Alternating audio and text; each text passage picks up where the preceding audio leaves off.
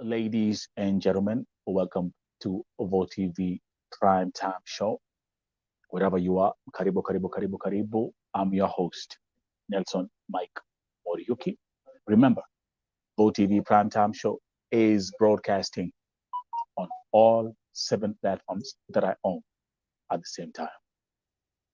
OVO TV YouTube, the Nelson Mike Podcast YouTube channel.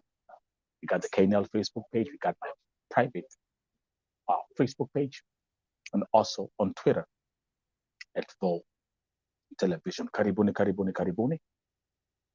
Those who are coming in, welcome, welcome, welcome. I can see my sister, Florence Wangoi. Never late. Never late. Florence is here. Karibu, karibu, karibu, karibu. Who else do we have? Shiko, all the way from Germany. And by the way, those who are tuning in, once you tune in, let me know where are you watching from. My brother Moses Kokach, never late. Karibu, karibu, Mose. Welcome, welcome, welcome again to another special edition of the OVO TV Primetime Show. This time around, another story that is driving people across all social media platforms crazy. Another story of history repeating itself. Karibuni, karibuni, karibuni. Who else is here? Psalms 91. I like that. Njoki, I see you. Watching all the way from Saudi. Again, those who are tuning in, let me know where you're watching from. And if you're here, if you're new, welcome home. This is your home. Karibuni.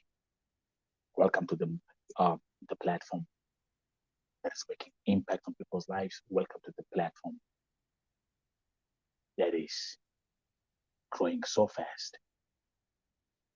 But it's because kuna Mungu mbinguni. Tunashikilia watu, tunawainua, naye wanatuinua. That's how it works. Princess, all the way from Dammam, Saudi Arabia. Baby, tuned in all the way from Mombasa. Again, those who are tuning in, let me know where are you watching from. Are you in Kenya? Are you in Saudi Arabia? Are you in America? Are you in Europe? Where are you? I can see my sister from Germany. She's right here. Where's she at? She called the Oasis. Herzlich willkommen. Herzlich willkommen. Let's continue. Today, our top story is about our brother, Edward Kabogo. Let's start from there. At the morning primetime show, asanteni sana. Over 6,000 people have watched that primetime show ya leo asubuhi. And here we are with more news, more updates.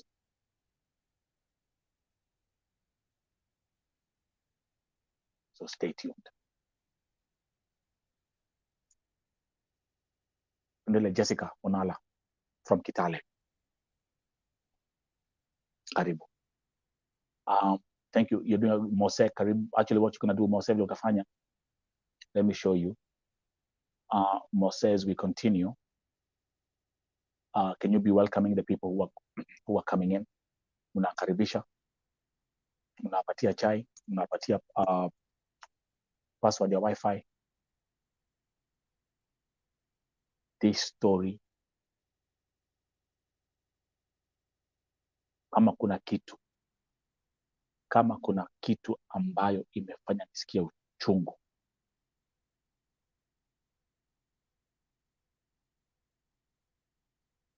hii story ya Edward Kabogo.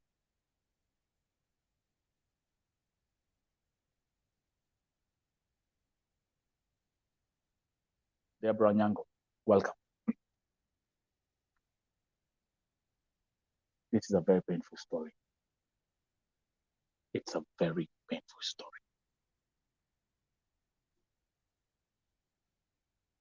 And I can even start just by doing the introduction. A young man who just said, I'm going to shopping. Left the house.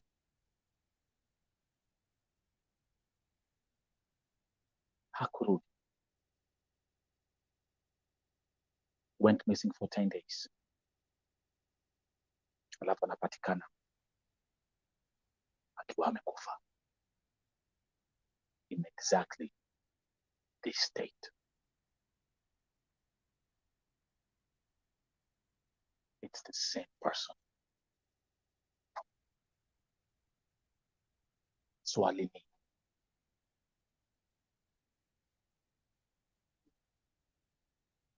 ni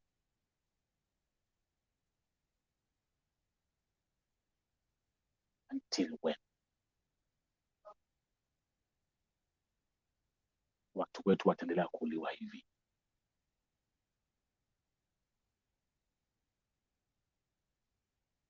Until when?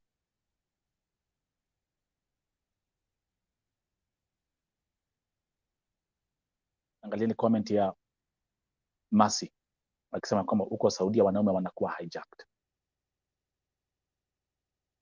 So my question is today,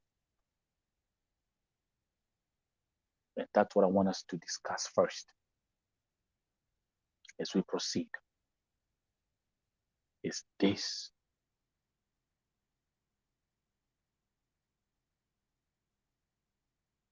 organ harvesting? Because there's no other explanation that makes sense to me right now.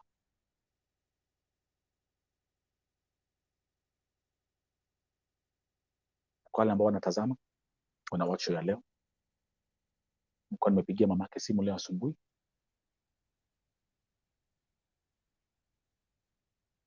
She was in the dark. She didn't even know. She was trying to connect dots. Kwa hivyo nikamwambia, mom, I'll get in touch with you baadaye, because I was busy with other cases that I'm working on. Kwa hivyo nataka sasa nyinyi mkuje hapa, especially us Kenyans, tukuje hapa tujiite mkutano. Those watching in, welcome, welcome, welcome. Welcome home. Welcome home. Welcome to VOTV. Nataka sisi tukiwa wa Kenya tujiite mkutano.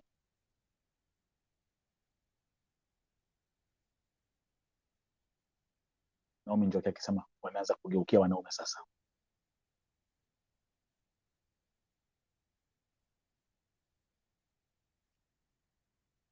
I've been able to get some information from his friends, neighbors nyumbani, ambao hawaelewi, wanalia machozi. People who actually know Edward from his village back in Kenya. And again, thank you very much. Ni ambao mmeweza kutumia messages, kutumira messages na kuhurira adhimu. Wacha tengea pa Kikuyu. Lakini nitatafsiri, msijali.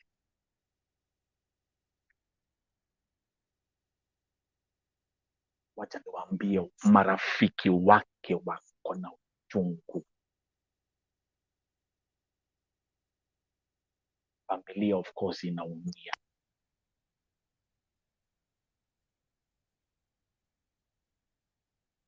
Leo nimesema mkuje hapa, mkuje mkutano. And by the way, if you want to join me as a guest on camera, you can join me as a guest on camera. All you have to do is, let me type the number. WhatsApp. Angalia kwa comment. If you want to join me, tumie message kwa WhatsApp. WhatsApp +1 571 440 9199.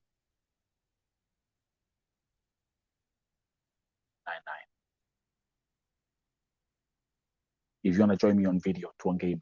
Mimi hapa nimekuja mkutano.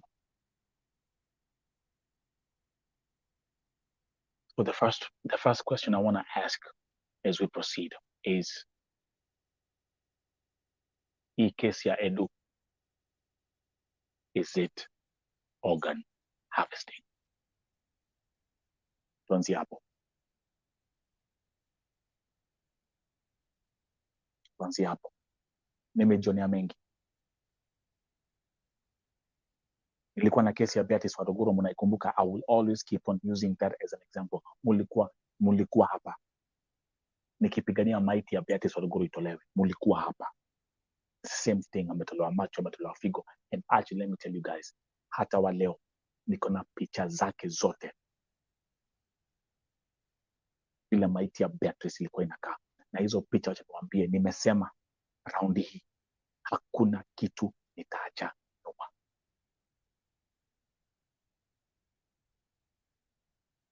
So let me give you some highlights from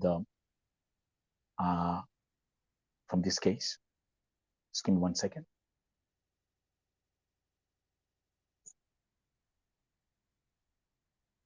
I'm gonna give you some highlights.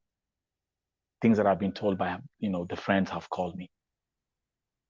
People that know him from Kenya, they've called me. So let's do this. Let me put this one right here. And then we'll start looking at the facts of this case.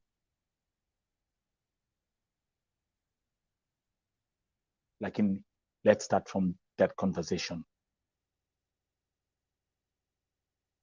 Is this organ harvesting? Hapo ndipo tutaanzia. So this is the story of Edward Gathungu in a nutshell. Welcome to VOTV Primetime Show. Again, I'm your host, Nelson Mike Muriuki. If you're new here, subscribe to the channel, like, share, as we continue. Edward Gathungu has been murdered in Saudi Arabia. He went missing for 10 days, but was later found dead with vital organs missing. That is, his eyes and kidneys had been removed. Another update is that Edward Gathungu he worked for about 7 to 8 months in Saudi Arabia, hata mwaka hajamaliza, in a hotel called Four Seasons. So the question today is this a case of organ harvesting? VOTV investigates. The Edu story has angered many Kenyans on all social media platforms. This is a special coverage. Visit VOTV YouTube channel at VOTV254 for more updates, or the website at www.voicesoftheoppressed.com. I also have some other highlights for you today. I'll give you some updates about Jamal. Mamake basi alikuwa hapa asubuhi, ulimuona machozi ambayo amelia hapa. Mtoto wake alikuwa hapa leo asubuhi, mumeona. I'll give you some more updates about Jamal. Nimeongea na familia yake, wamenipigia simu leo. I've really had a very busy day. And then also, I'll give you some gut-wrenching updates about our sister, Jacinta Mugore, ambaye kama ambayo pia mumeona hapa, amekufia nchi ya Lebanon na amezikwa Lebanon. Na jana, I was able to get the Kenyan consulate in Lebanon to be here. The deputy ambassador was here, Mr. Sakim. So I have some more updates about Jacinta Mugore. So let's go back here. And we'll start this conversation right now. If you want to join as a guest, tafadhali, number ya WhatsApp is in the comments. Nitumia WhatsApp message And then ukituma, I'll send you a link and you can join me and you can come here on video and we can talk. Okay, I see there's someone who's just communicated with me from Sweden. Again, Nikolive. Let's see some of the comments ambazo ziko hapa. So the first subject, the first discussion about tuko nayo hapa sasa ni wangapi how many do believe or how many think hii kesi ya Edu ni kesi ya organ harvesting. Let's look at the comments. Shiko anauliza, Nelson, they were saying about girls wanafanya umalaya. Huyu nani mwanaume anafanya nini sasa? That's a question that millions are asking. Kabila anasema, I pray for God to hide in and protect us in Jesus' name. For if they are our destiny connectors, I believe we must reach to our destinies. Florence, yes, hata mademu ambao wenye kufa wanakuanga wakitolewa. Yin Modhoni, hizi mauaji za kila siku imezidi. Let me put the other Vote TV WhatsApp number, utaiona hapo kwa comment. If you want to join me, +1 571 440 9199. All you have to do, send me a message, and then I'll send you a link, and you can join. We get back a video to get. Let me see what Psalm 91 is saying. What I can say is this is a spiritual war because our inner eyes are not open. Many of us can't understand unless God intervenes. These devils are running after us. Who will warn our people? And mind you, we are having this conversation. Airport Mlolongo umefika Githurai. Naomi Njoki saying, si agents mitana mkutano tena mtapika upuzi. There's a comment from Baba Ndongo. What does the police report say? I haven't received a copy of the police report. Deborah Anyango saying, I'm just shocked how I can think of were they timing for him for the past 1 month when he was still new here in Saudi Arabia. It's a sad, painful, and heartbreaking. Like now we know, Edu alifanya kazi Saudi for only 7 months, 7 to 8 months. At a hotel ambayo inaitwa Four Seasons. So atamwaka hajamaliza Saudi. Again, tulikuwa na juzi mmeona hapa niko na kesi ya Simon Chege. Na ya kumaliza 2 months Saudi Arabia. Na sasa si wanawake, ni vijana. Naomi Njoki anasema that is a planned murder.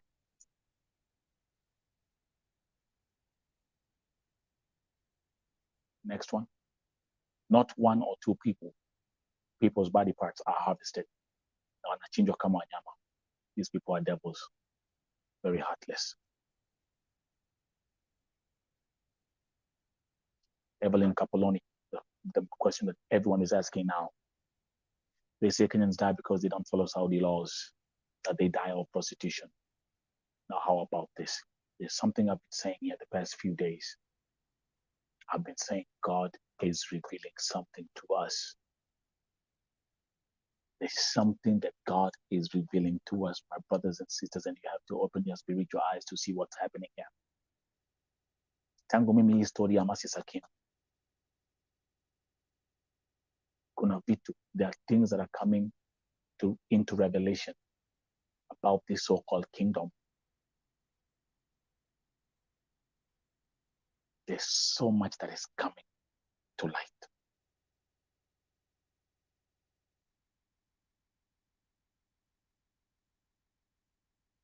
There's too much going on.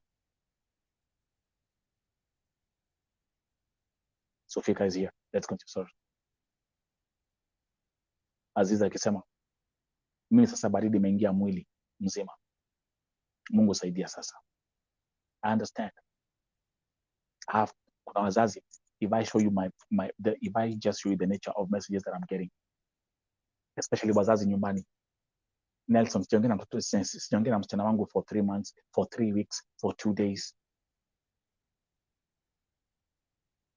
And I only understand what they are going through and the pain and why they are worried.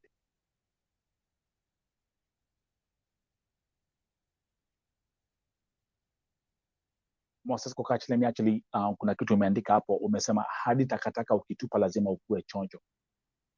Let me tell you something. Kuna msichana ameniandikia na alikuwa ananiambia vile alikuwa ameenda kutupa takataka. And while she was outside, alipotupa takataka, alipokuwa anarudi kwa nyumba, anasema alitupiwa mawe. I got the audio.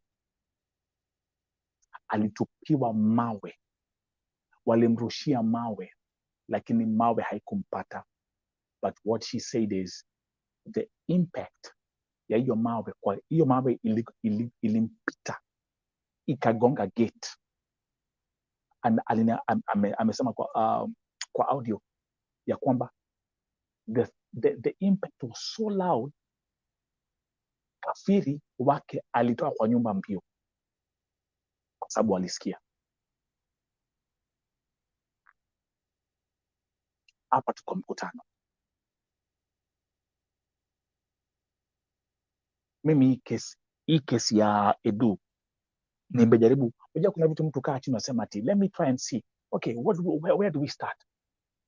Namba bwana, usi mwanamke, usi kadama, uli mwanaume.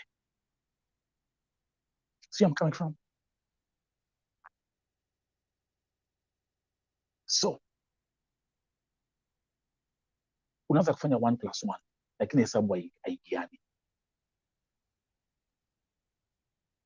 But again, like I say, there are things that God is going to reveal to us, and these things are not going to be comfortable, and it's not going to be a comfortable process, because when it's God's time, it's God's time. Just angalia, see, 2 days ago, ama Bonoko. So alikuwa ametana mkutano fake pale na Bonoko at the press conference. Ilikuwa ni Mutura conference. Let's start from there.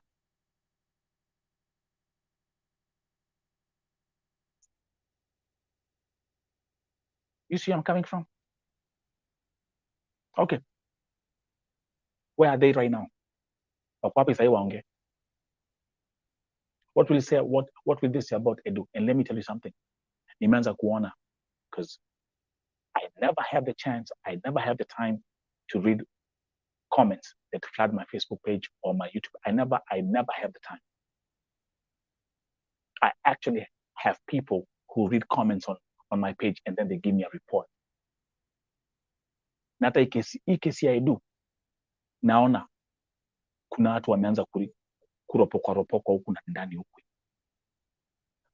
Remember, when a story becomes big, kama historia ya Edu, especially when I break stories on Vote TV, or when I address something on my platform, kumbukeni, the agents of devil are not sleeping. The devil's agents don't sleep. That's when the locked profiles come out, pseudo accounts come out. Na historia ya Edu, nimeambiwa kuna watu wameanza kucomment ujinga, but I will not talk about that for now.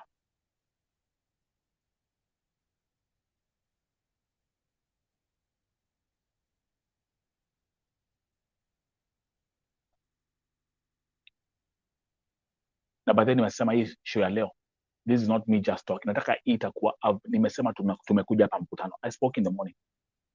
Asubuhi nimeongea. Lakini sahi nasema tumekuja hapa mkutano. Let me put my number on screen. You can actually even call me. If you want to call Vote TV, and we'll take it from there. Hold up, give me a second. Just give me a second. Brother man.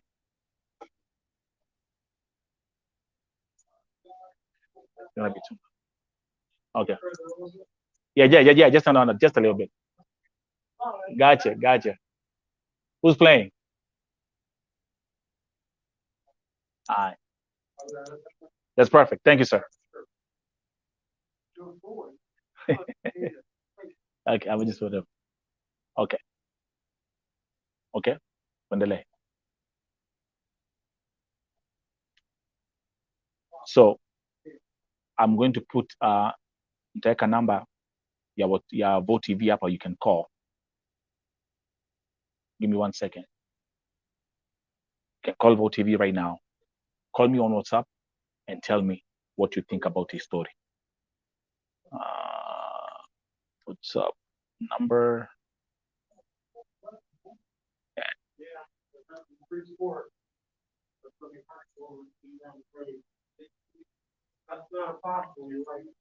Come out, Lillian, I see your message.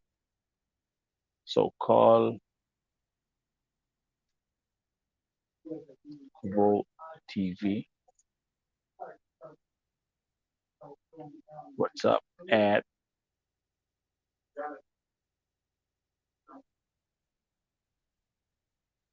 naekea namba hapo kwa screen 4409199. Okay. Meanwhile, keep on dropping those comments. Okay. There you go. So you can see the screen. You can call Vote TV. Piga, tutaongea hapa, and I'll put you on loudspeaker. Aziz anasemaje? Haki, mimi naogopa nyoka sana. Haki, huku tunapitia shida kweli. Kamau anasema awareness should be created to our men out here. They should walk in 2s or 3s.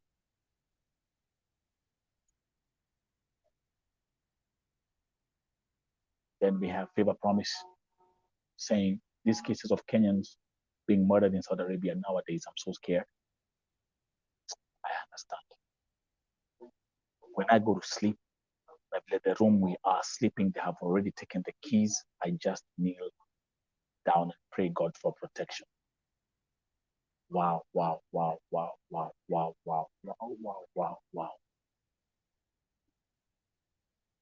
Salma, welcome. Watching all the way from Qatar.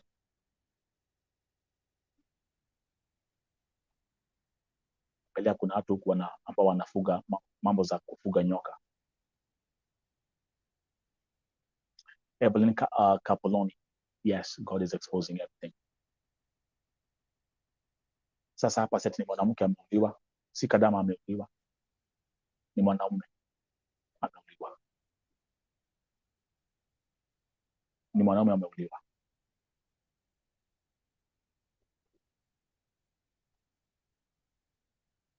So, in Volois, if seriously you haven't seen this case, you must be living in a hole right now. But let me go back here and let me give you, those who are tuning in, let's look at the news of the issue of the story of Edward GATHUNGU in a nutshell. Edward GATHUNGU has been murdered in Saudi Arabia. He went missing for 10 days, but was later found dead with vital organs missing, that is eyes and kidney. Edward GATHUNGU worked for about 7 to 8 months in Saudi Arabia in a hotel called Four Seasons. Question, is this a case of organ harvesting? OTV investigates. Kwa hivyo hiyo ndio topic yetu ya leo, tujue kama hii tukuuliza hii ilikuwa, was this organ harvesting? Kwa sababu kwa nini mtu auliwe tu hivyo, mtu atoke tu kwa nyumba disappear, and then here we are, is found dead, bila macho, ametolewa figo. Edu's story has angered many Kenyans on all social media platforms. Here is a special coverage.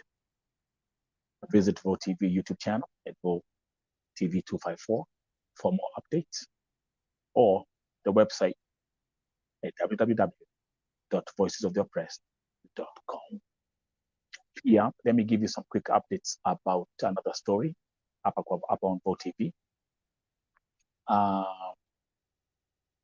Leo familia yake Jamal imenipigia simu, nimeongea na familia, the spokesman for the family, na nimemwambia kwamba Jamal hapati matibabu baada ya kushikwa na mkono wake umeanza kuoza.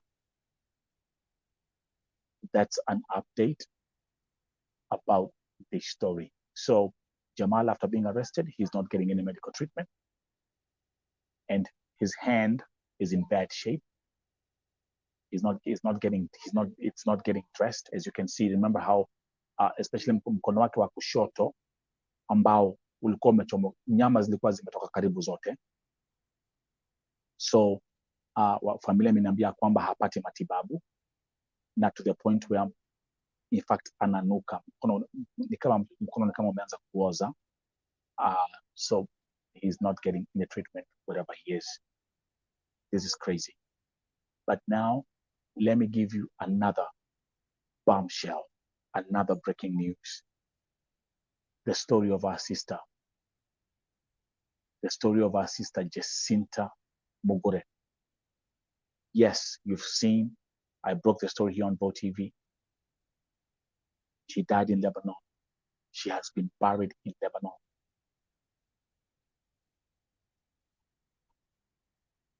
She has been buried in Lebanon. It's a painful story. I was able to push, and thank you, Joseph Saliba. Yesterday I hosted the deputy ambassador. He was here. But now, let me tell you some breaking news about this case. Remember, nitaongea Kiswahili kwanza, alafu nitatafsiri kwa sababu kuna watu wengi ambao wanawatch wa nchi zingine. Kumbuka Jacinta amezikwa Lebanon. Actually amezikwa place inaitwa Akar, na hiyo place iko pale mbali kabisa. Ukiangalia map ya Lebanon, Akar iko karibu na mpaka wa Lebanon na Syria. Now, familia baada ya embassy, baada ya consulate kufuatilia hii mambo na kujaribu kuinvestigate, imagine there are two things I want to mention here, and this is a breaking update because those who were here yesterday, muliona nikiongea na the deputy ambassador, alikuwa hapa. Now, imagine, let me actually change the look of the slide because this is crucial. Imagine hakuna mochari Lebanon ambayo iko tayari kuchukua mwili wake Jacinta. I want you to pay attention over here. Hakuna mochari imesema, zote zimekataa. Zimesema hii mwili ilikuwa in bad shape and they have all refused. Wamesema hawatachukua mwili. Number 2, baada ya kufuatilia, imagine hata the airline companies wamesema they cannot accept hii mwili. That's where we are. That's the story of Mercy right now.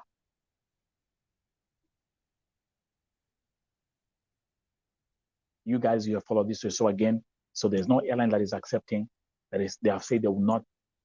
And even the consulate actually said, we will pay. The airlines, they say no. The morgues in Lebanon have all refused. All of them. I'm saying all of them. It's something that, this is mind-boggling.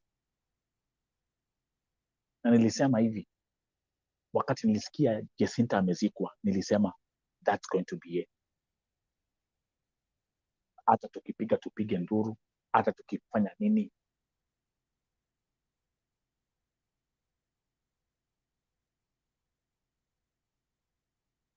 Jacinta is not the first one, sindio?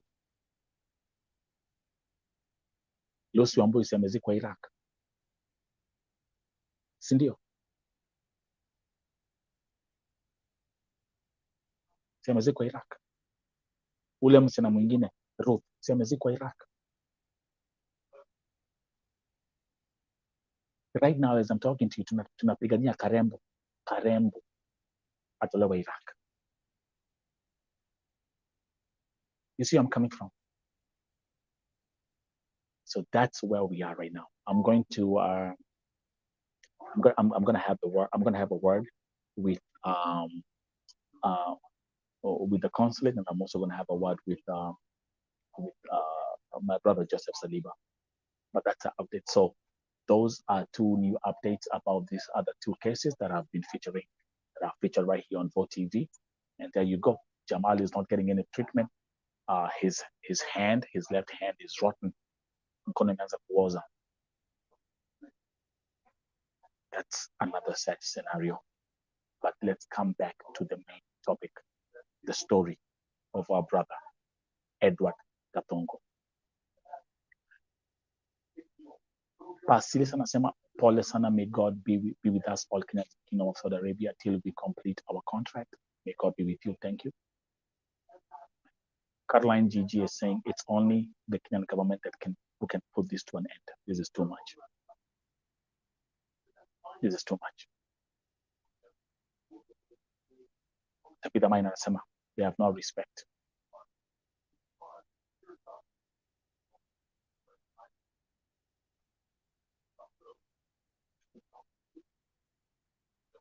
Mimi historia edu. And by the way, today I will not take much of your time. But all I wanted to make it very crystal clear. Mimi historia edu mi sielewi.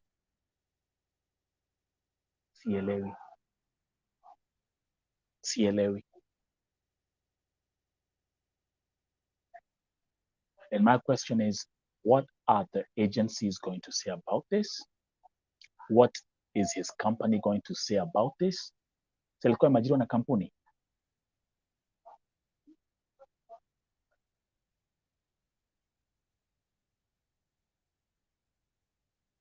Judith Adhiambo anasema hata mimi niko Saudia, lakini ikifika hivi afadhali wafunge.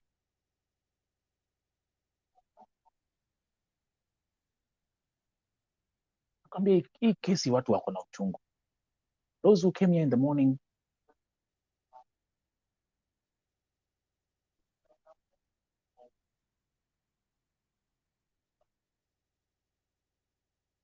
this is crazy. Until when will they be just able to kill our people and walk away with it and walk away free?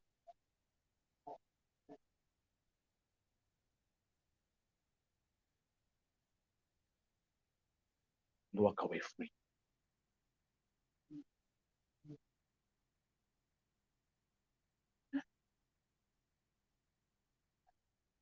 And walk away free.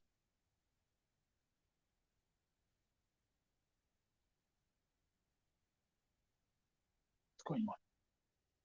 Miriam, watch and pray for your adversary that is rolling like a lion, seeking home to devour. That's right.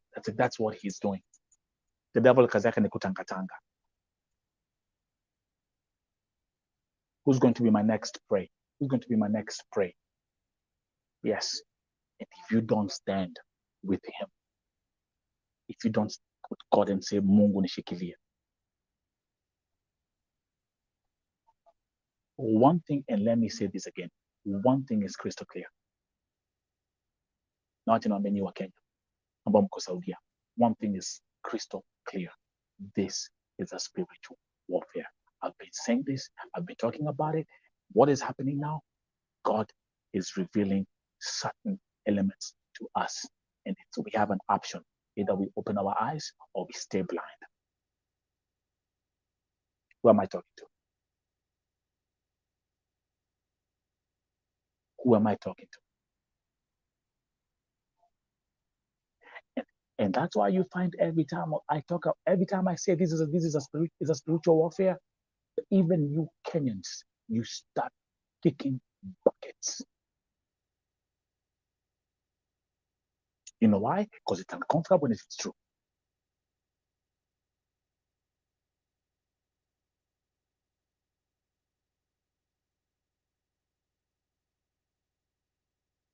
You think this is ordinary? Should I walk you through the cases ambazo tumekuwa hapa just here on Vo TV? I'm talking cases that I'm dealing with directly. I'm talking families that I'm talking to, that I'm dealing with directly. Not hearsays. Tuanzia wapi? Hii vita ya Saudia ni spiritual.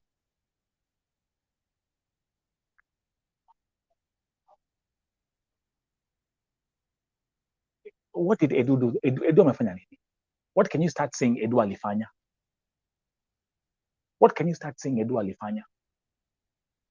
Then he just goes missing, and the next thing is like what? After 10 days or 8 days, anapatikana akiwa katika hiyo hali ambayo mnaona hapo.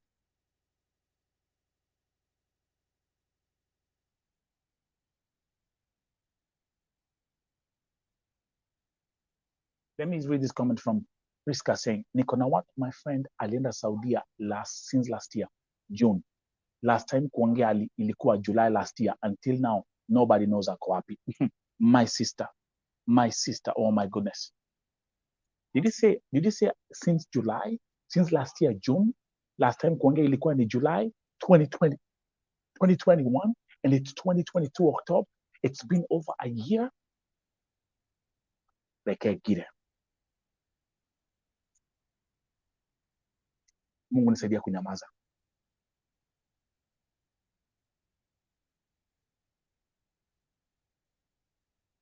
Mungu nisaidia kunyamaza.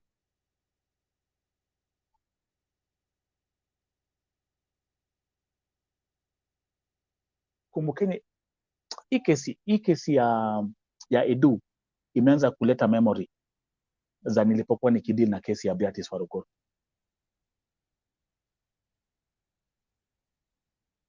You guys remember? And there is something. Yule mwanaume ambaye aliua, yule Mwarabu ambaye aliua Beatrice Waruguru aliniambia kinagaubaga,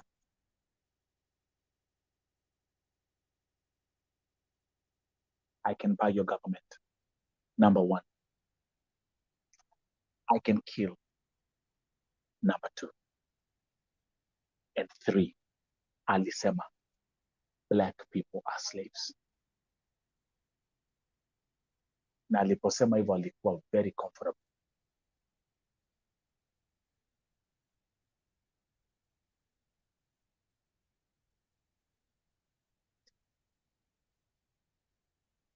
There was no remorse. There was nothing. There was nothing in the system. There was nothing like, oh, I feel bad because I killed a young innocent girl. No. Actually, alisema hivyo akiwa na ile kiburi. But he's only, I'm speaking this now from his mouth.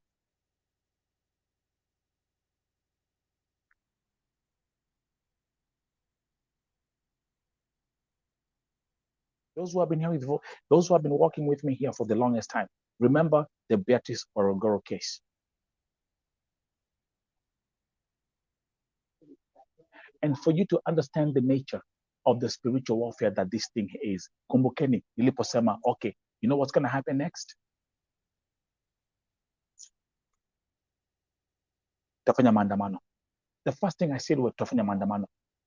Tuanza kupanga maandamano. The moment I said that, not Saudi Arabia, agents nyumbani walikuja teketeke. They tried to distract and they cooked stories, wakasema Nelson wakafanya hivi.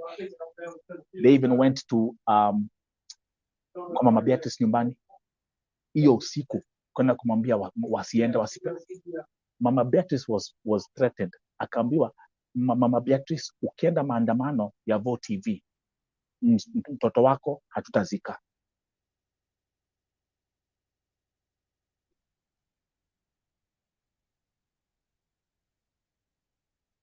Nakumbuka, si ndio?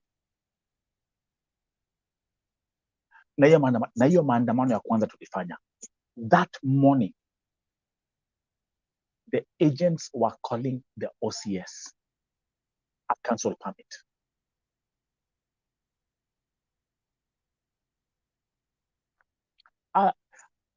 Hiyo ilikuwa Kenya, hiyo ilikuwa ni Waarabu. Vote TV, I've done all this. I've gone through the process. But one thing I want to say is, on one hand, tuko na Mwarabu who's comfortably saying, I can kill, I can buy the government, and all black people are slaves. Alisema hivyo.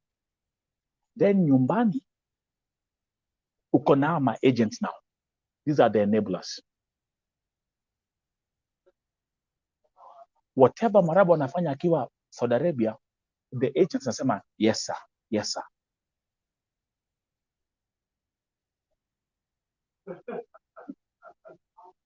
Yes sir.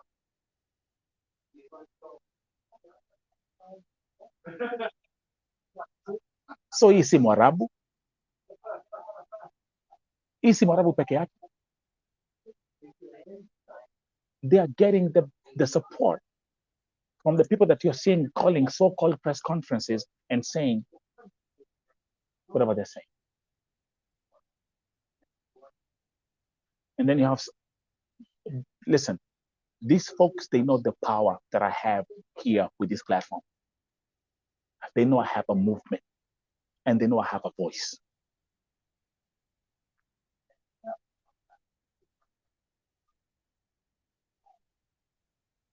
They know that. So they will try to kick buckets any single time. Kwa hivyo mimi siwezi nika blame Mwarabu peke yake. Mimi siwezi blame Mwarabu peke yake.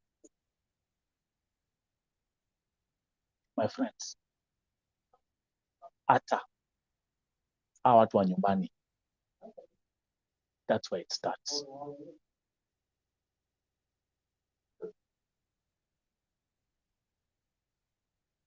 Watu wako na woga sahi. But there's so much that God is revealing here, and I'm telling you, if you guys don't open your spiritual eyes, this will continue for the next 4,000 years.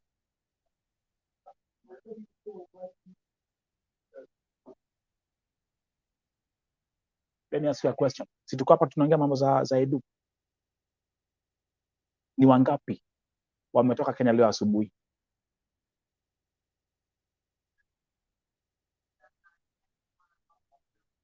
How much have I been able to uncover in 1 week since the issue of Mercy Sakim? Look at all, and I'm bringing you receipts. And by the way, the testimonies, they keep on, I still keep on getting testimonies.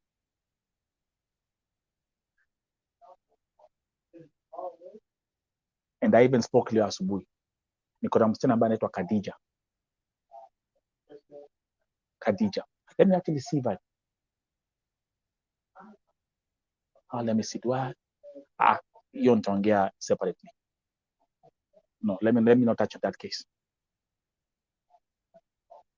Niko na msichana ambaye anaitwa Khadija, ambaye as I'm talking to you right now, amekufia Saudia. I haven't even mentioned it anywhere, not on Facebook, not on any of my other platforms, but I'm telling you here. I have the audio recordings za Mwarabu akiongea. But guess what? Huyo msichana ako kwa contract. Number 2, ule msichana ambaye alimpatiana aende akafanya kazi ni Mkenya, and she's a dalala. I have her information. Pay attention here. Pay attention. And number 3, baada huyu Mwarabu kusema kwamba Khadija amekufa, she deposits money kwa account ya dalala ambaye ni Mkenya. I even have the names. That's a story that is coming up. Deposits the money, then huyu dalala ameblock number zote.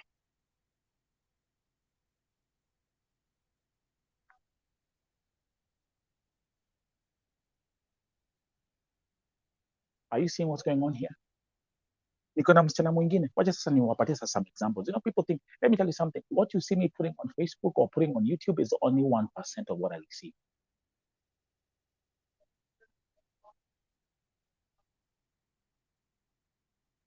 1%. What you see me put out is 1%.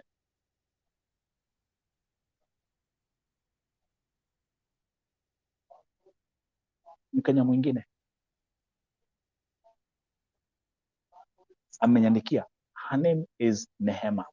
Niko na kila kitu, I have everything. Imagine mwana msichana na kwa Saudia. You know what she told me? Nelson, skizeni. Nehema amenitumia, and this is something that I'm working on. Nehema amenitumia ID yake, picha ya passport, all her personal information. You know what she told me? Nelson, nikikufia hapa Saudia, waambia familia yangu vile kumeendelea. And guess who's her biggest threat? Let me tell you what's going on. I want you guys to pay attention here. Kuna vitu nitaanza kuongea hapa. Mimi nilisema hivi, before Mercy Sakim azikwe, by the time Mercy Sakim atazikwa, I will reveal everything of all these testimonies that are coming through. Then you do know what's going to happen? Mercy akizikwa, you will never hear mimi nimekuja jina Saudi Arabia tena. This is for me the last phase of the spiritual revelation of what's going on in this country.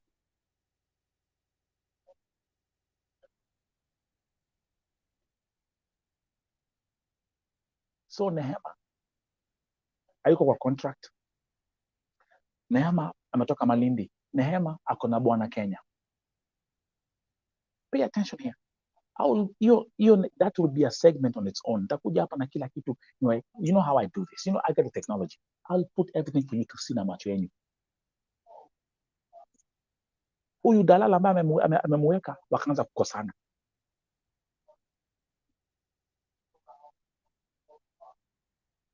Huyu dalala ameanza kumthreaten. Anaandikia bwanake Nehema messages akiwa Malindi. Bibi yako anapiga umalaya huko Saudi Arabia, sijui ananuka, wanaume washaanza kumkataa.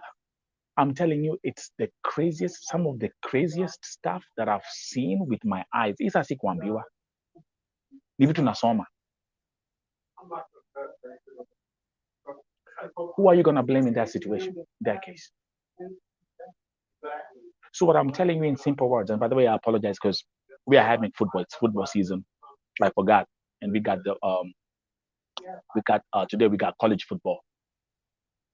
So I have to apologize for that. Sorry. But anyway,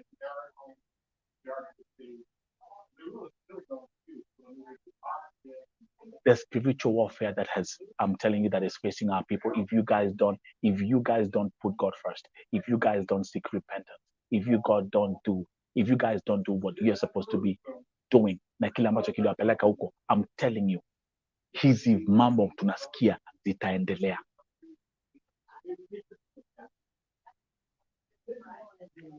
Zitaendelea kufanyika.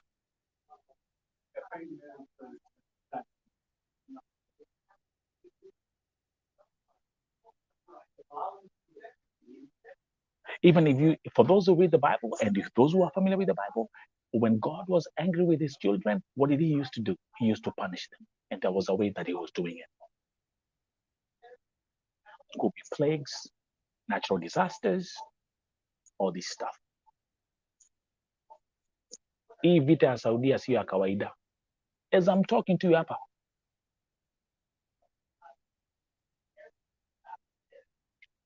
hata historia ya Mercy Sakim, nimeweza kuchambua mambo mengi sana about hii story. Nimeweza kutumiwa intel mingi. Watu kaa kina Sheila ni wengi wa Saudia. Kwanza kuna mwingine nimetumiwa hapa, wanajiita malaya sugu.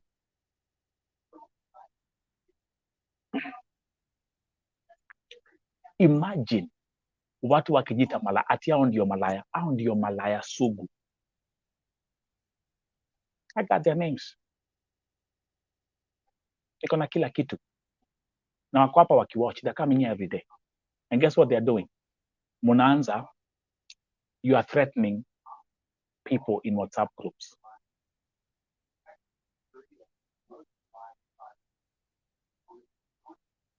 So are we going to be surprised when we wake up in the morning unapata, okay, let's do another ambao mko hapo.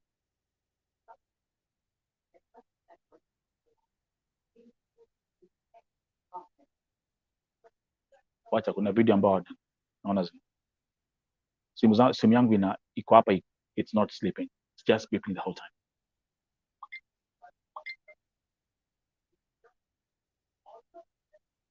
Okay, anyway,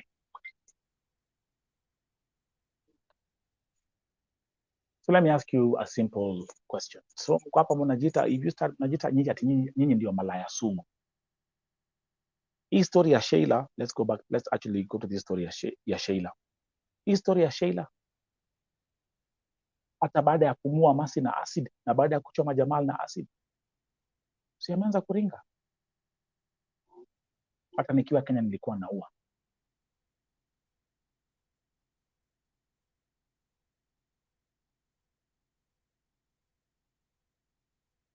Hata nikiwa Kenya nilikuwa naua.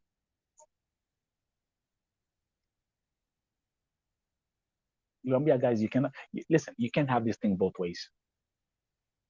You can't be here saying serikali saidia, Mungu tusaidie, Mungu tusaidie, Mungu tusaidie, Mungu tusaidie, alafu hii pande nyingine zile maovu mnafanya na zile vitu ambazo mnafanya, na niwaambia hivi, nyinyi wenyewe ndio pia mnauana.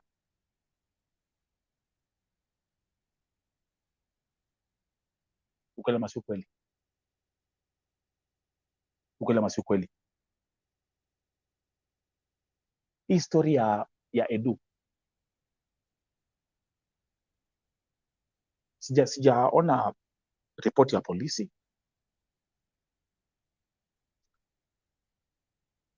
Tutajuaje nani exactly ameua Edu? Someone commented and I thought about it. One of the comments on YouTube. Akasema, Nelson, what about if Edu ameuliwa na Wakenya wenzake? Ametolewa kafiri. That was a post. I mean, do you see where I'm coming from?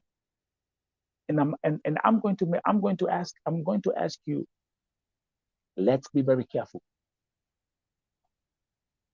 how this is going to be handled.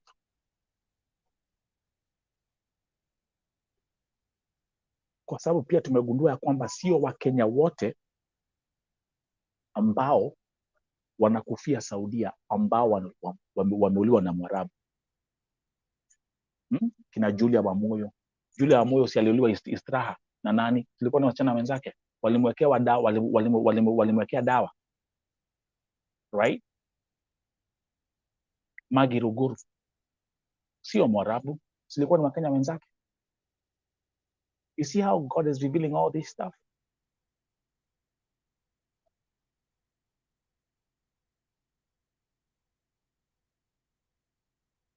And I want to tell you this, my fellow Kenyans, you cannot have it both ways. You can't have this and have this here. It doesn't work like that. You can't have it both ways. You cannot.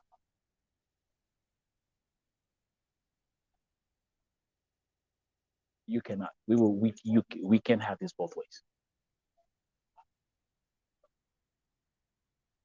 Kwa familia yake Edu, to your family, sema hivi, ayamuhe thayo,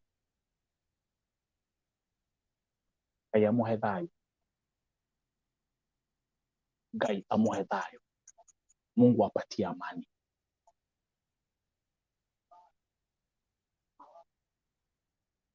Mungu apatie amani.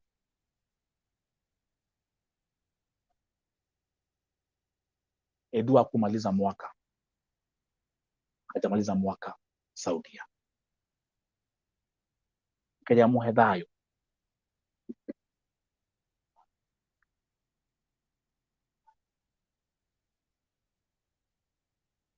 Kutolewa macho, kutolewa figo.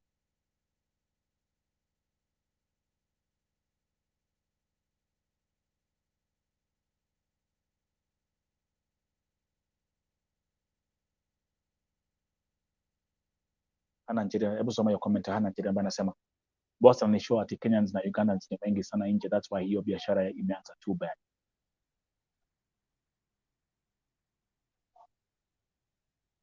Hii biashara ya kuuza nini? Ya kuuza figo.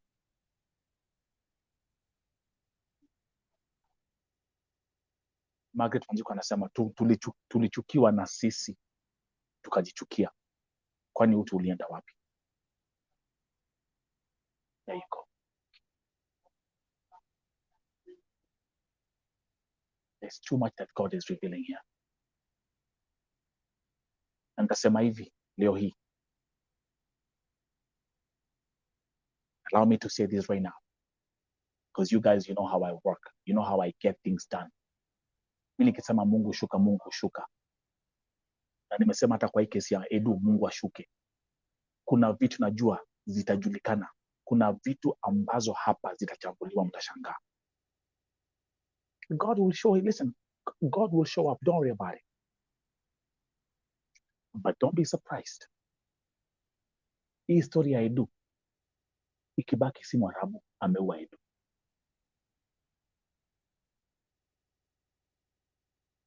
Who am I speaking to?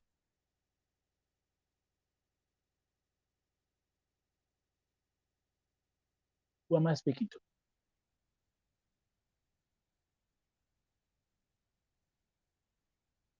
Who am I speaking to?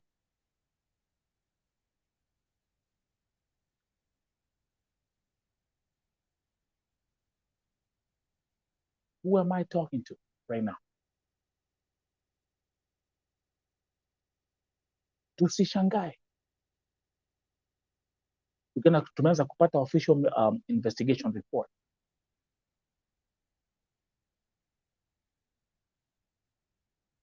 Mpata sio Mwarabu. And I'm saying this here now exclusive for the first time when it comes to this story. Because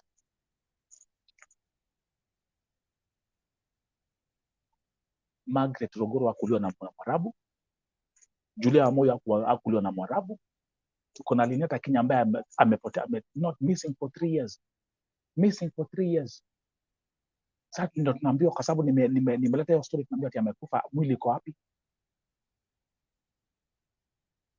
Masi Sakima hajauliwa na Mwarabu. You see where I'm coming from? You see where I'm coming from?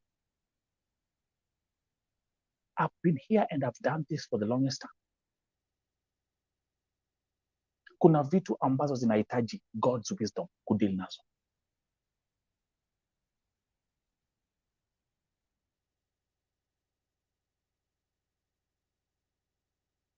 Lakini the fact is, Edu yuko hapa. Sasa Edu hizi akasema, wajua nini wasanii, ilikuwa ni una huyu ama hivi ndivyo kuliendelea, hivi ndivyo kuliendelea. Edu ako hapa. Mimi hiyo video niliwatch to the first 5 seconds, nimekataa kuwatch tena. And trust me, I don't have, I have a tough system. I can look at everything. Lakini hiyo nimekataa.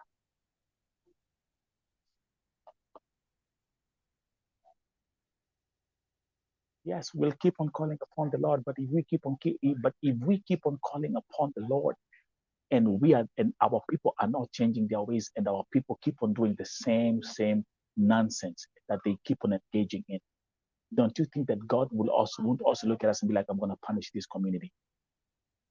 I'm going to punish my children because I'm angry.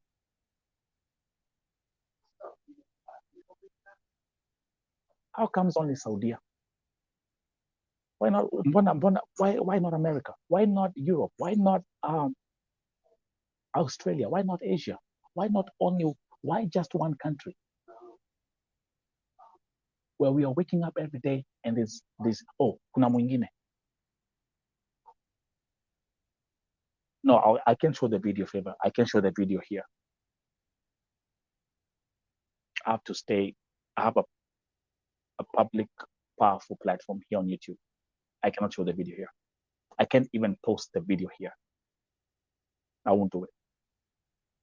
So go there, go and end up just go to those. There are a lot of Facebook groups or whatever. They have that video. You can go and have a look at it, but not here. Triza, that's a question that I also asked. Angalia comment ya Triza. Alafu my question is, alifika Hosi aje na wenye walikuwa wana record Hosi walijuaje?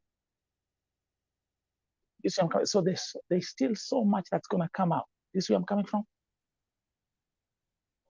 It's like that. Okay, let me give an example. I mean, I'm young. I love how my God in heaven works, and I love how He reveals things.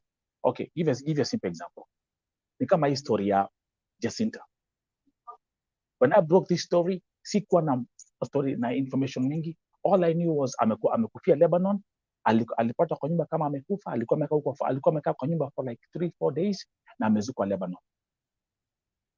Yesterday muliona, I brought the deputy ambassador wale consulate hapa. Everything was revealed.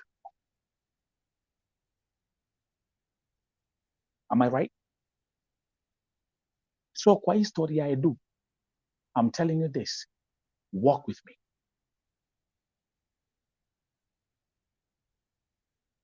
God will reveal everything here.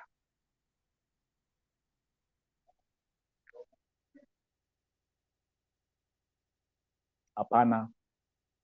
Someone, Malek, and he's asking, he's not the one. Edward is from Lower Kabete, Kiambu. The one from Coast is this one here, Jamal. Undi alichoma na acid. Masi amekufa, amechoma na acid, ndio huyo hapo. So, but let's go back to Edu. Yeah, we are shocked. This is too much.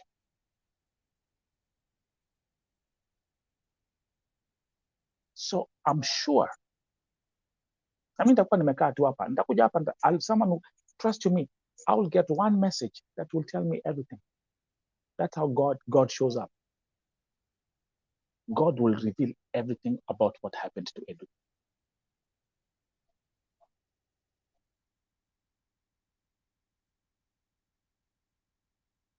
He will reveal everything.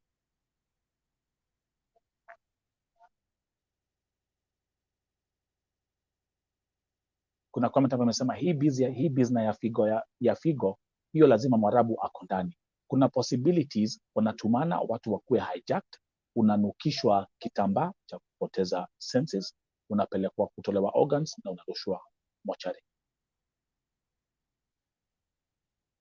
So, the question of kifo cha Edu is this organ harvesting.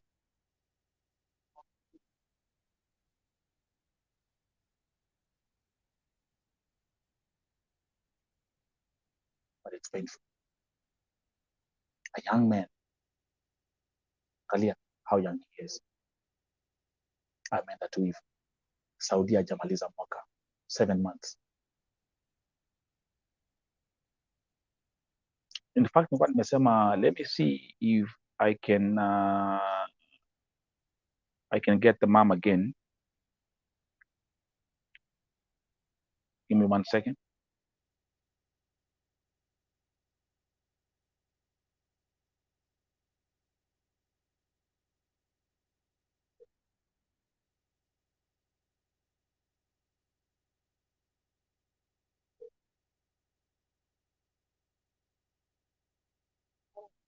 Hello?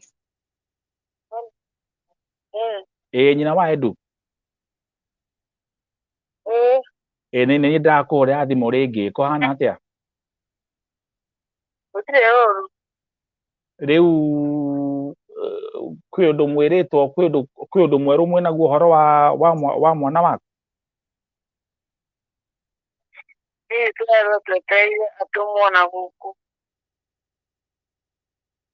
Okay, no mwĩrire nĩ kambuni.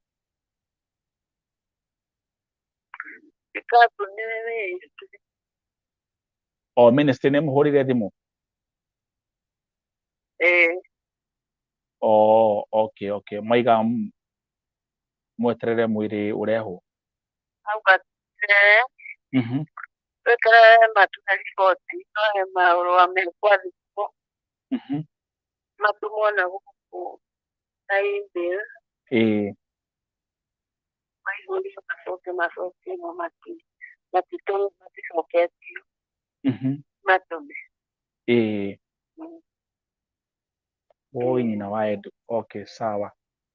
Ikatriri nini ngũkũhũrĩre Mũriũki wa Vo TV warĩkana rĩrĩa ũkũnjĩraga wathiĩ gwetha mũndũ wa ahe ũhoro no nyuma ngari-inĩ niĩ ngoragwo America no ningĩ rutaga wĩra wa andũ aya a Saudia mũno. Gĩkĩ atĩrĩrĩ basi nĩngakũhũrĩra thimũ by rũciũ no ndagĩkĩra nĩgũkĩigua angĩkorwo ministry nĩ makĩaririe na makĩmĩrora ũrĩa mũgũgĩka. Okay, sawa. Rĩu rĩ nĩteithagia tu kana nĩguo njĩkaga rĩu na tũraria nawe ndĩ na kesi ta 5 ũguo cia airĩtu arĩa makĩũrage magĩkuĩrĩire bũrũri ũcio no rĩu nĩwakĩona ũhoro wa anake kũragwo Saudi Arabia tũtikoragwo naguo, airĩtu nĩo makoragwo marĩ aingĩ.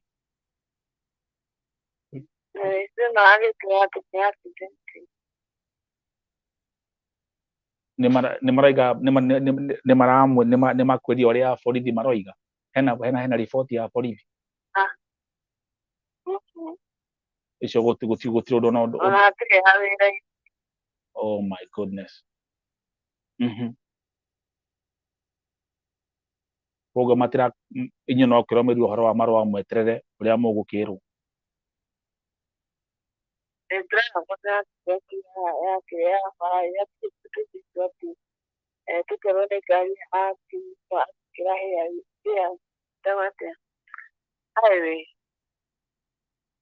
Marega nĩ accident ya barabara.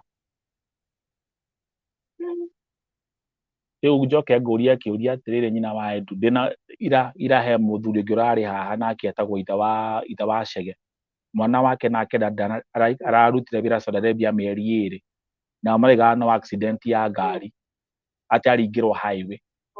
Ngĩkĩũria atĩrĩrĩ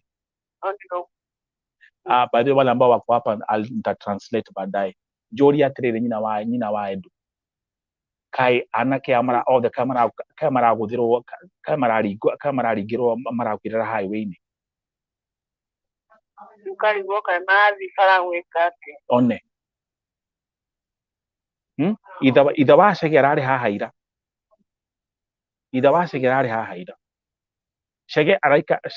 Chege aruta wĩra Saudia mĩeri 2 nyina wa Edu, mĩeri 2.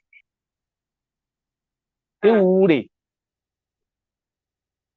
ngĩkĩũria aya othe maragĩthiĩ highway maragĩthiĩ kũragĩrwo maragĩthiĩ highway na makaringwo nĩ ngari othe anake aya. Ararĩ Saudi kana ararĩ kũ? Ararĩ Saudi. Simon Chege ararĩ Saudi Arabia. Koguo kwĩna kathina. Kwĩna ũndũ ũrekĩka.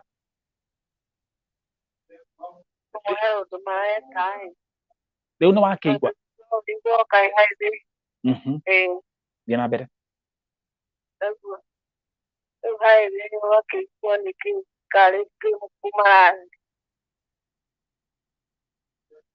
Arabu githĩ mwana waku githĩ oimire nyũmba agĩkiuga agĩthiĩ shopping.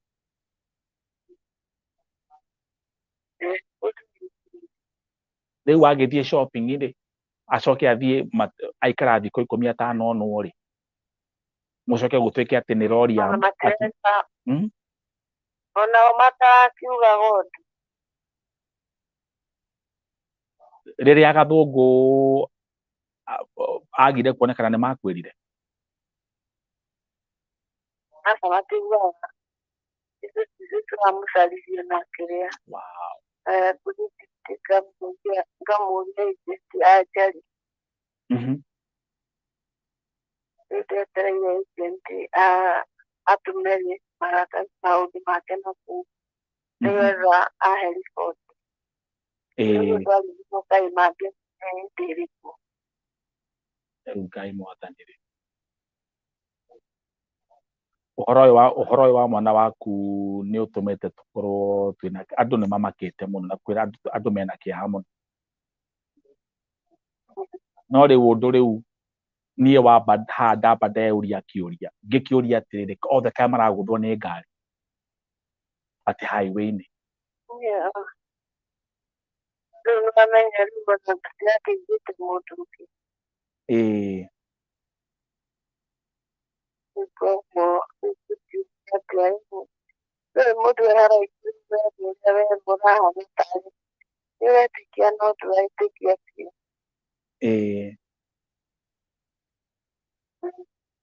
riu uria ngugika-ri na Edu arakoretwo aikara Saudi Arabia mieri igana rierwo ati aikarite mieri 7 ta 7 tondũ arĩthite Decemba gĩthira aikarĩte na ena family mutumia kana ciana igĩrĩ oh my God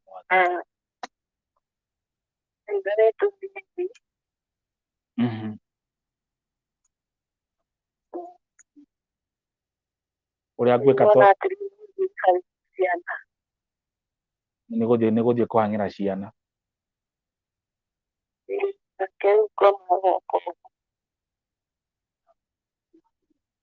ngoma ragiukwo nie video ndatumirwo na ndinahota kumiona nie ndoigire ndinahota kumiona ni ndinagia na hinya wa kumiona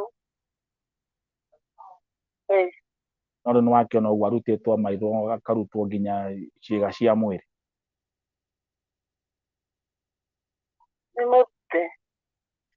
riu ni uhoro mũru mũno nĩ mbica njũru mũno no ũrĩa tũgwĩka-rĩ reke tuge rĩu tutiramenya wega kana nĩ makani mahetu tũtithĩtwo ũguo ati arĩa marakĩonanagia magĩtuonia makĩonania video ĩyo andũ othe makĩonete na nginya maitũ tũgakĩrora nĩo maraheana riboti nĩa mathire kũmuona thibitarĩ we nĩwe arĩa mathire kũmuona thibitarĩ niĩ ona gũkũ gutakĩrĩ mũndũ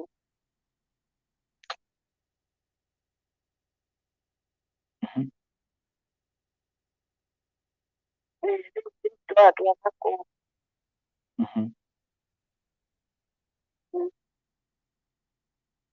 okay ika atirĩrĩ nĩ reke ndĩkie show yakwa ndarĩkia nĩ ngakũhũrĩra thimũ rũciũ nĩ kiumia wambe ũhurũke tondũ nĩnjũĩ kũu nĩ ũtukũ mũno nĩ ngakũhũrĩra thimũ by rũciũ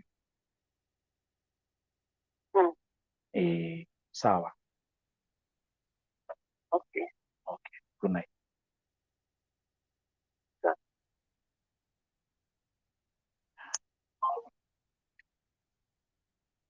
Okay, guys, ladies and gentlemen, welcome again to Vote TV Primetime Show. That was my conversation with Edward's mother. I'm just gonna go through a quick translation of from the discussion that we just had. In number one, they are saying, or she's been told, that this was an accident, that he was hit on the highway. So that's how it's been described. See where I'm coming from? While with the moment she mentioned that, I raised the issue of Simon Chege, the other Kenyan that you all know. Let me actually, I hope I can bring this quickly on the screen, just to be able to compare the issue of Simon Chege. He has died in Saudi Arabia. He only worked for 2 months, and the family was told that aligongwa na lori. Babake Chege alikuwa hapa jana. the father was here yesterday. And that's the moment she said that, nikamuuliza, Mama Edu, mtoto wako unaambiwa amegongewa kwa highway na lori ama ni accident kwa highway, naye babake Chege aliambiwa pia ilikuwa ni accident. Is this a coincidence? Hapo ndipo naye pia akaniuliza, kwani hawa watoto wote wanakufia kwa highway? Hivyo ndivyo ameuliza. So I'm actually just quickly translating what she just said. Okay. And what I'm gonna do, I'm gonna do this real fast. Just give me a second for us now to compare. Now we can go back and forth for you to have a clear picture of what I'm talking about. So if we come here, I'm gonna bring Chege. Exactly, Kenya Spain page. That's now what we're gonna look at, and we're gonna address that right now. Just give me 1 second.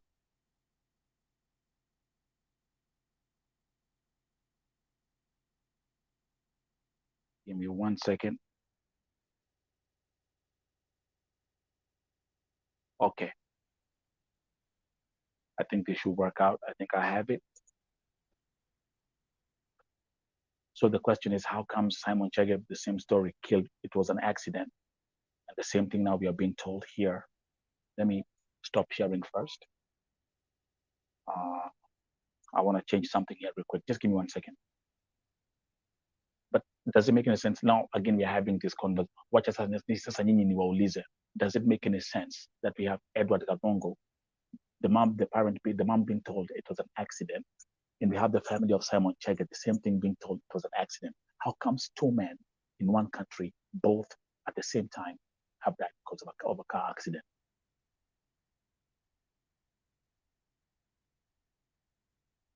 So let me now show you something here.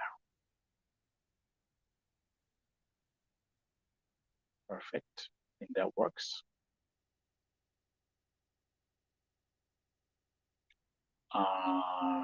Yes, from what I know is that Edu was, and something else I also want to mention, the mom has confirmed that Edu had two small kids. He has two small kids.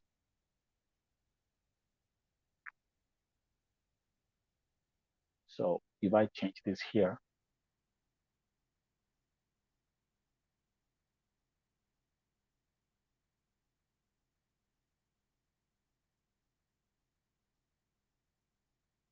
let's look at this. Hii nikibadilisha hapa, if I bring this back,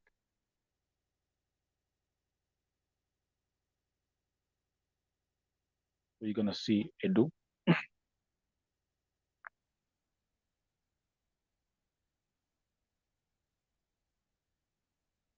And I want us now, we have this public debate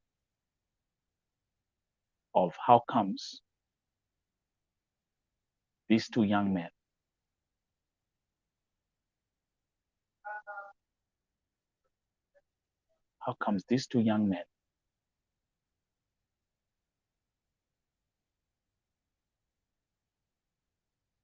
that's Edu and Dewey Simon, car accident, aligongewa kwa highway. Edward Gathungu, they're being told it's a car accident, aligongewa kwa highway. Who believes this story?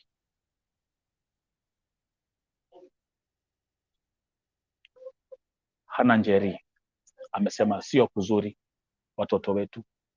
Huyu shosho ananishow, kuna mama amemshow ati Wakenya watatu walishikwa jana juu ya figo. Hii story imefanya anifichulie vitu mob sana. Mungu tushike mkono. Now, didn't I say the way God is gonna revealing things here, my friends? But let me go back here again. How comes Edward accident amekufa hivyo, Simon accident amekufa hivyo? So wanasema Mama amemshua ati Wakenya watatu walishikwa jana.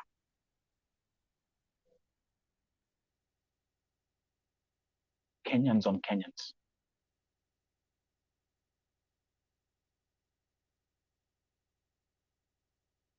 But now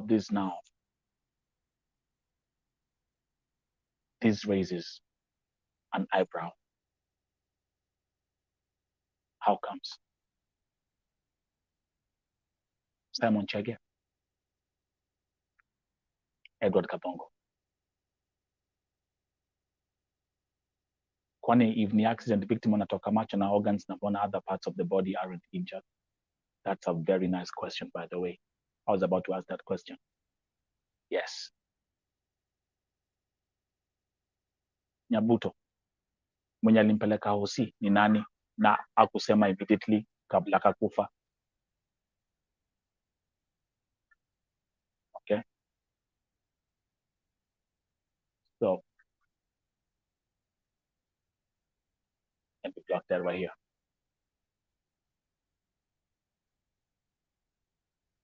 Okay. So guys, mnaona hivyo?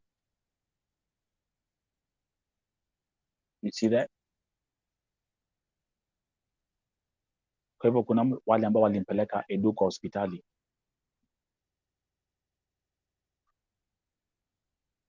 Wow. Wow. Wow. Wow. Wow. Wow. Wow. Wow. Wow. Tufanye hivi. Let's leave it at that point. Alafu I'll follow up on this case right now. Okay? This is breaking news, and nataka ni for today. I have to follow up on this story.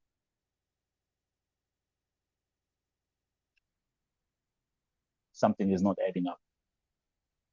Something is not adding up. You guys have a good night. I'll follow up on this issue, and we'll talk more tomorrow. Bye bye. Na hizo comments naziona.